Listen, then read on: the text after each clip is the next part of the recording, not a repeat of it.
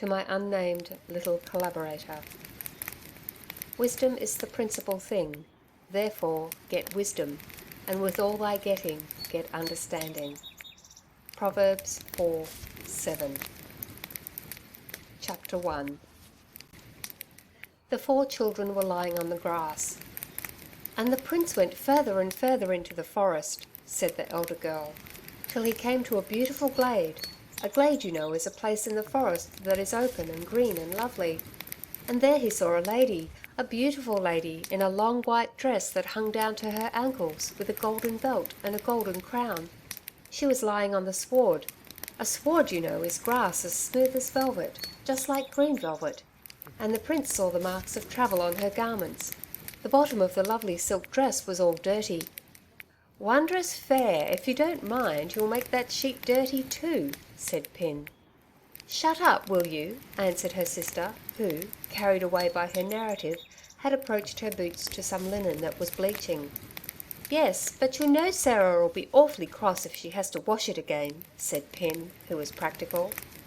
'You'll put me out altogether,' cried Laura angrily. 'Well, as I said, the edge of her robe was all muddy.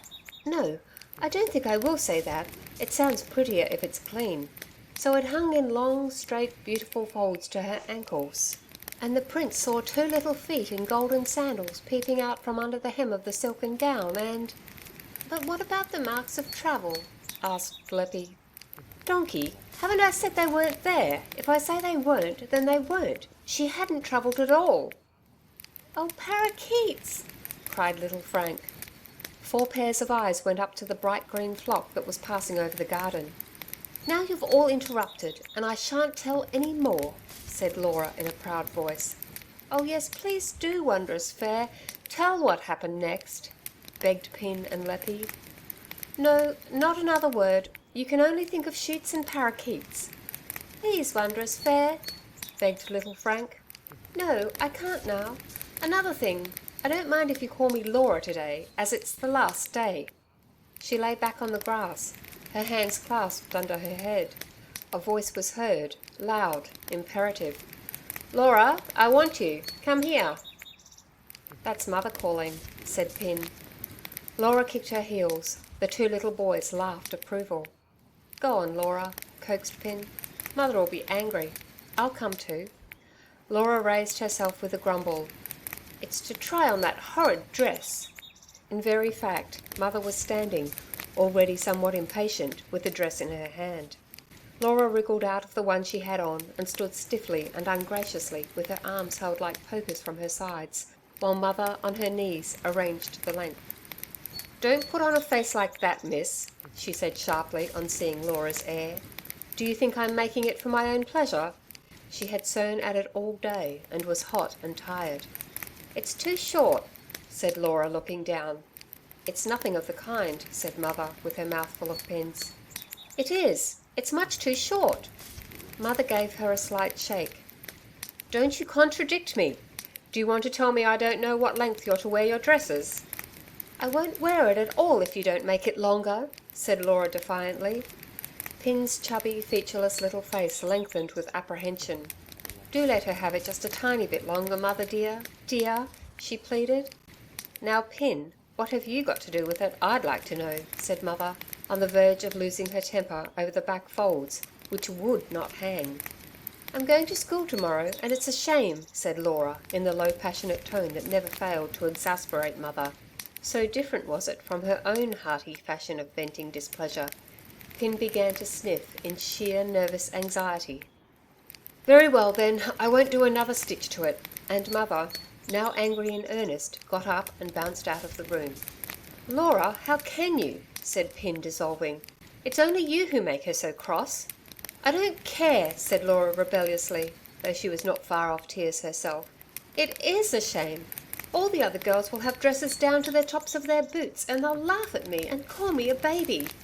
And touched by the thought of what lay before her, she too began to sniffle. She did not fail, however, to roll the dress up and to throw it onto a corner of the room. She also kicked the ewer, which fell over and flooded the floor. Pin cried more loudly and ran to fetch Sarah. Laura returned to the garden.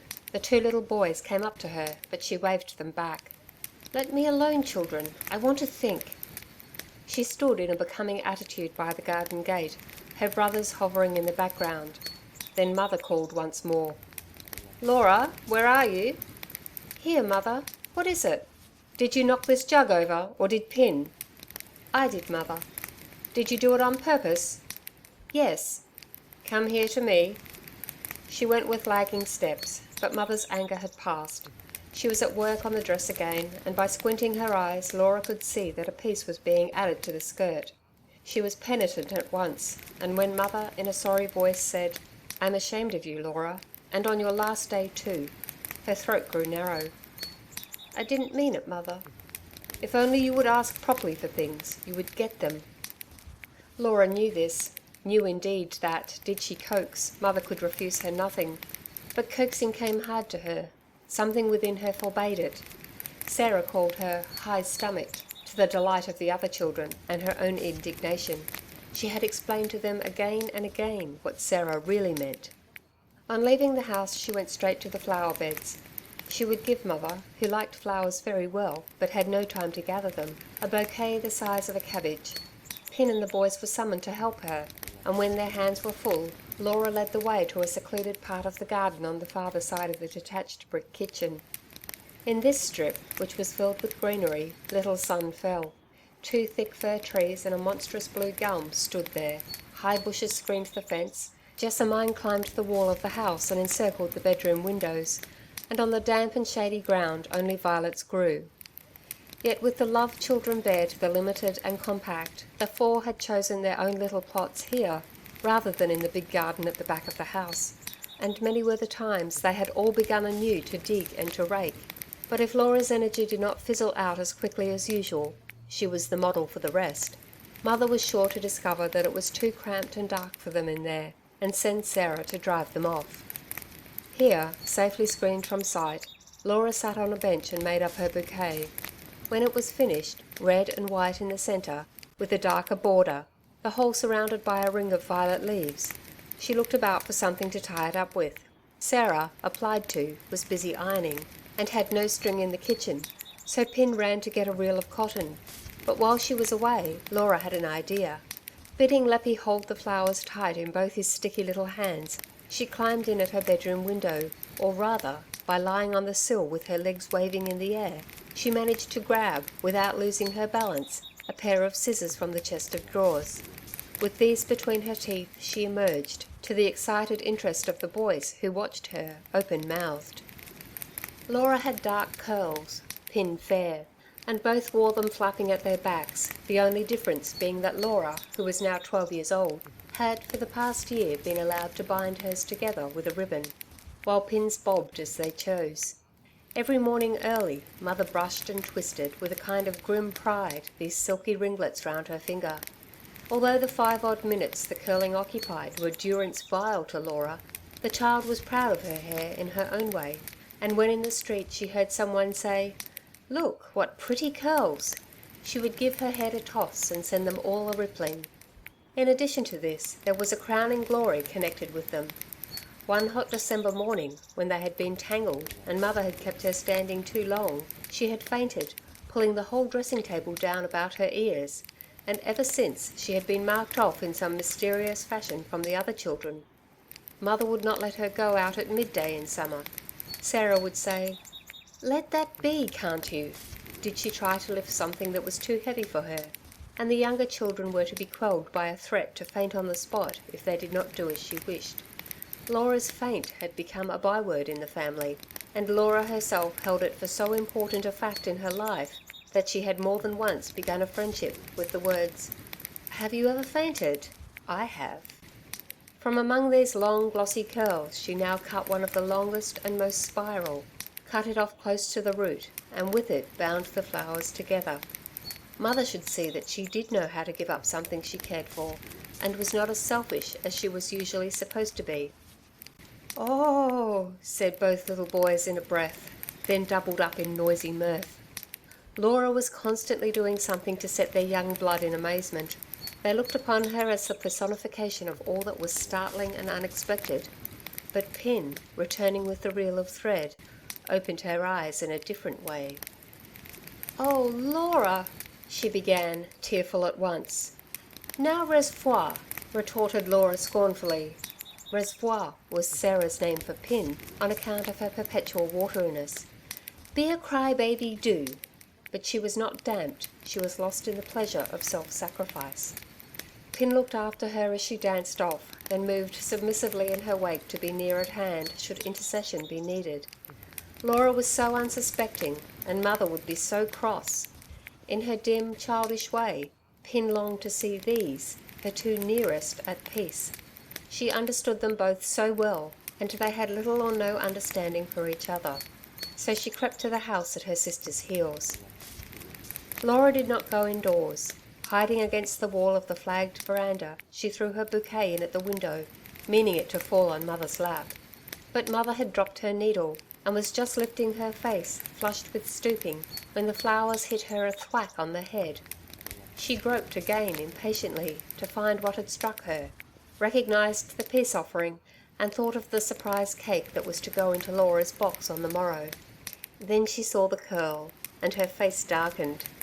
Was there ever such a tiresome child? What in the world would she do next? "Laura, come here directly." Laura had moved away. She was not expecting recognition. If Mother were pleased, she would call Pin to put the flowers in water for her, and that would be the end of it.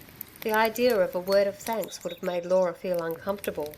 Now, however, at the tone of Mother's voice, her mouth set stubbornly. She went indoors as bidden, but was already up in arms again. "You're a very naughty girl indeed," began Mother as soon as she appeared.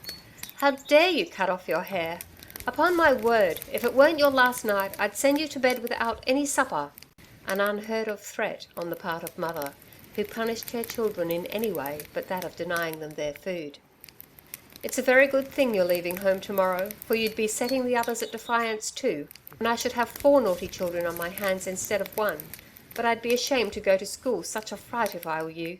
Turn round at once and let me see you." Laura turned with a sinking heart. Pin cried softly in the corner. "She thought it would please you, Mother," she sobbed. "I will not have you interfering, Pin, when I'm speaking to Laura. She's old enough by now to know what I like and what I don't," said Mother, who was vexed at the thought of the child going among strangers thus disfigured. "And now, get away, and don't let me see you again. You're a perfect sight." "Oh, Laura, you do look funny," said Leppie and Frank in weak chorus as she passed them in the passage. "Well, you 'ave made a guy of yourself this time, Miss Laura, and no mistake," said Sarah, who had heard the above. Laura went into her own room and locked the door, a thing Mother did not allow. Then she threw herself on the bed and cried. Mother had not understood in the least, and she had made herself a sight into the bargain. She refused to open the door, though one after another rattled the handle, and Sarah threatened to turn the hose in at the window. So they left her alone, and she spent the evening in watery dudgeon on her pillow. But before she undressed for the night, she stealthily made a chink and took in the slice of cake Pin had left on the doormat. Her natural buoyancy of spirit was beginning to reassert itself. By brushing her hair well to one side, she could cover up the gap she found. And after all, there was something rather pleasant in knowing that you were misunderstood. It made you feel different from everyone else. Mother, sewing hard after even the busy Sarah had retired. Mother smiled a stern little smile of amusement to herself, and before locking up for the night, put the dark curl safely away. Laura, sleeping flat on her stomach, was roused next morning by Pin, who said, "Wake up, Wondrous Fair. Mother wants to speak to you. She says you can get into bed in my place before you dress." Pin slept warm and cosy at Mother's side. Laura rose on her elbow and looked at her sister. Pin was standing in the doorway holding her nightgown to her, in such a way as to expose all of her thin little legs. "Come on," urged Pin. "Sarah's going to give me my bath while you're with Mother." "Go away, Pin," said Laura snappily. "I told you yesterday you could say Laura, and you're more like a spider than ever." Spider was another nickname for Pin, owed to her rotund little body and mere sticks of legs. She was all belly, as Sarah put it, and the mere mention of it made Pin fly, for she was very touchy about her legs. As soon as the door closed behind her, Laura sprang out of bed and, waiting neither to wash herself nor to say her prayers, began to pull on her clothes, confusing strings and buttons in her haste, and quite forgetting that on this eventful morning she had meant to dress herself with more than ordinary care. She was just lacing her shoes when Sarah looked in. "Why, Miss Laura, don't you know your ma wants you?" "It's too late. I'm dressed now," said Laura darkly. Sarah shook her head. "Missus'll be fine and angry, and you needn't have had a row on your last day." Laura stole out of the door and ran down the garden to the summer house. This, the size of a goodly room, was formed of a single dense, hairy-leafed tree, round the trunk of which a seat was built. Here she cowered, her elbows on her knees, her chin in her hands. Her face wore the stiff expression that went by the name of Laura's sulks, but her eyes were big and as watchful as those of a scared animal. If Sarah came to fetch her, she would hold on to the seat with both hands. But even if she had to yield to Sarah's greater strength, well, at least she was up and dressed. Not like the last time. About a week ago Mother had tried this kind of thing. Then she had been caught unawares. She had gone into Pin's warm place, curious and unsuspecting, and thereupon Mother had begun to talk seriously to her, and not with her usual directness. She had reminded Laura that she was growing up apace and would soon be a woman, had told her that she must now begin to give up childish habits and learn to behave in a modest and womanly way. All disagreeable, disturbing things, which Laura did not in the least want to hear. When it became clear to her what it was about, she had thrown back the bedclothes and escaped from the room, and since then she had been careful never to be long alone with Mother. But now half an hour went by, and no one came to fetch her. Her grim little face relaxed. She felt very hungry too, and when at length she heard Pin calling, she jumped up and betrayed her hiding place. "Laura, Laura, where are you? Mother says to come to breakfast and not be silly. The coach will be here in an hour." Taking hands, the sisters ran to the house. In the passage, Sarah was busy roping a battered tin box. With their own hands the little boys had been allowed to paste on this a big sheet of notepaper, which bore, in Mother's writing, the words, "Miss Laura Tweedle Rambotham, The Ladies' College, Melbourne." Mother herself was standing at the breakfast table cutting sandwiches. "Come and eat your breakfast, child," was all she said at the moment. "The tea's quite cold." Laura sat down and fell to it with appetite, but also with a side glance at the generous pile of bread and meat growing under Mother's hands. "I shall never eat all that," she said ungraciously. It galled her still to be considered a greedy child with an insatiable stomach. "I know better than you do what you'll eat," said Mother. "You'll be hungry enough by this evening, I can tell you, not getting any dinner." Pin's face fell at this prospect. "Oh, Mother, won't she really get any dinner?" she asked, and to her soft little heart, going to school began to seem one of the blackest experiences life held. "Why, she'll be in the train, stupid, how can she?" said Sarah. "Do you think trains give you dinners?" "Oh, Mother, please, cut ever such a lot," begged Pin, sniffing valiantly. Laura began to feel somewhat moved herself at this solicitude, and choked down a lump in her throat with a gulp of tea. But when Pin had gone with Sarah to pick some nectarines, Mother's face grew stern, and Laura's emotion passed. "I feel more troubled about you than I can say, Laura. I don't know how you'll ever get on in life. You're so disobedient and self-willed. It would serve you very well right, I'm sure, for not coming this morning, if I didn't give you a penny of pocket money to take to school." Laura had heard this threat before, and thought it wiser not to reply. Gobbling up the rest of her breakfast, she slipped away. With the other children at her heels, she made a round of the garden, bidding goodbye to things and places. There were the 2 summer houses in which she had played house, in which she had cooked and eaten and slept. There was the tall fir tree, with the rung-like branches by which she had been accustomed to climb to the very treetop. There was the wilderness of bamboo and cane where she had been Crusoe, the ancient broad-leaved cactus on which she had scratched their names and drawn their portraits. Here, the high aloe that had such a mysterious charm for you, because you never knew when the 100 years might expire and the aloe burst into flower. Here again was the old fig tree with the rounded, polished boughs, from which, seated as in a cradle, she had played Juliet to Pin's Romeo, and vice versa. But oftenest Juliet.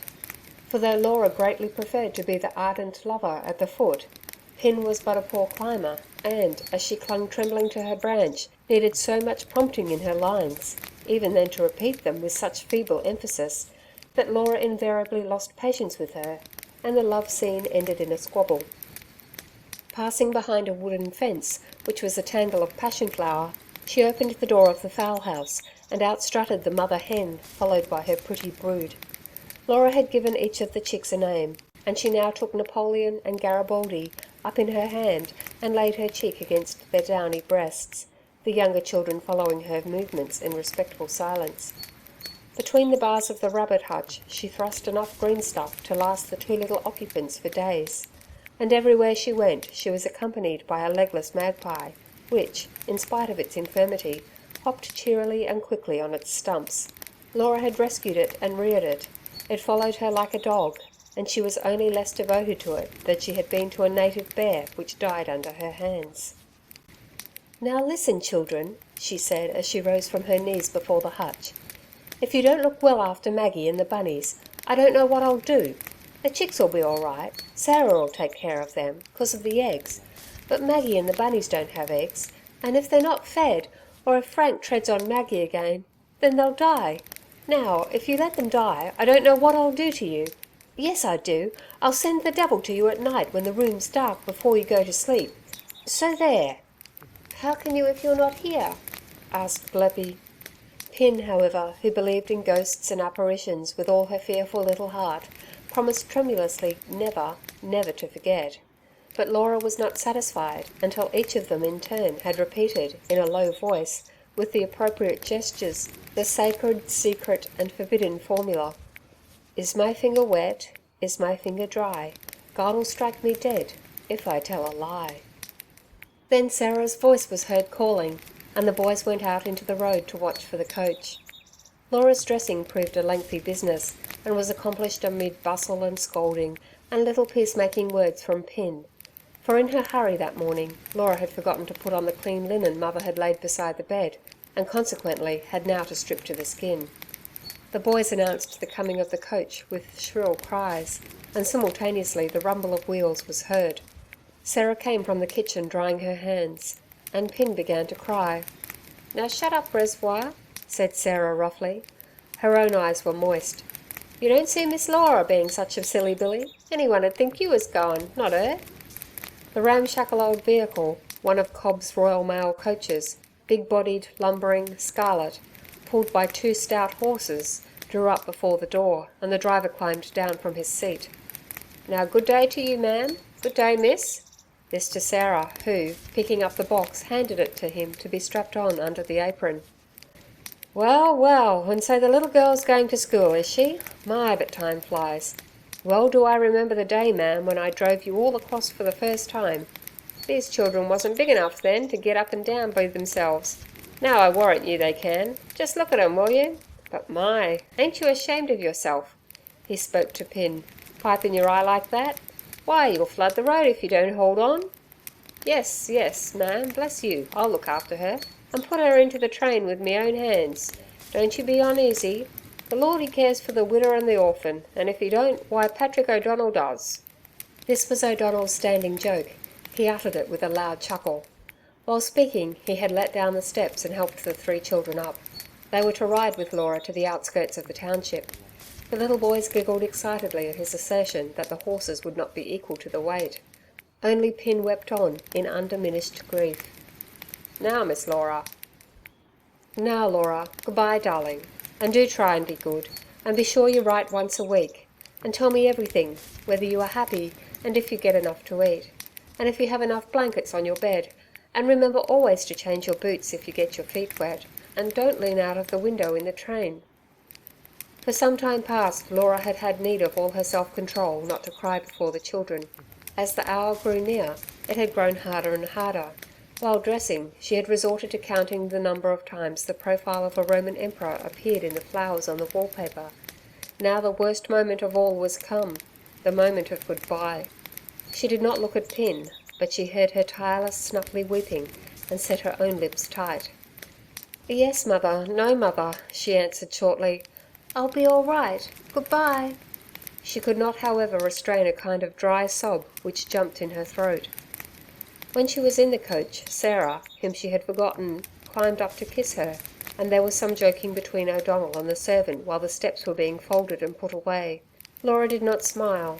Her thin little face was very pale.